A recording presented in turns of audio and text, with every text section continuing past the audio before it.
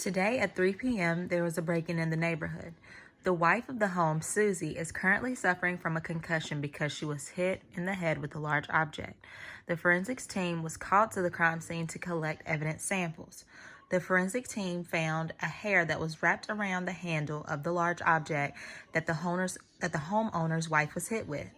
We then take it back to the lab to do further analysis. Police had already formed a list of possible suspects. Suspect 1 was her best friend, Shelley. After talking to close family, it is known that Shelley has been jealous of Susie's life.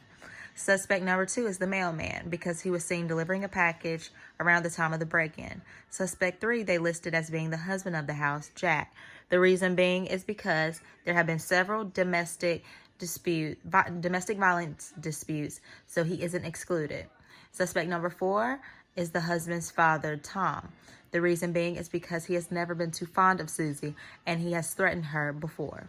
Looking at the two separate gels, we know that we need to focus on which cells match up with hair number 1 exactly at every point in both loci. From the VNTR locus number 1, we can see that the victim doesn't seem to match up with hair number 1 on the gel. And as we ventured to look at locus 2, we see that the victim never aligns itself with hair number 1. So we know that hair number 1, or we know that the hair that was found at the crime scene does not belong to the victim.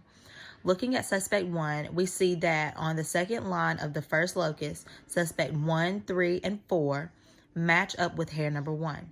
As we skip to the fourth line of the first locus, we see that suspect number 1 and 3 match up perfectly with hair number 1. So the hair that was found at the crime scene doesn't belong to suspect number 4. We have enough information to move on to the second locus. We ignore the first line because it tells us nothing. We ignore the second line because we are looking to see what aligns with hair number 1. In doing that, we can cross out suspect number 3. That then leaves us to check the last line,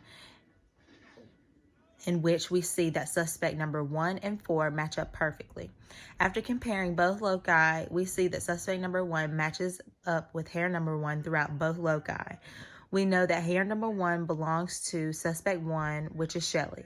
Suspect 3 and 4 seem to express DNA similarly, and we can conclude that suspect number 4 is indeed the father of suspect number 3, just because they seem to match with each other more than they individually match with hair number 1.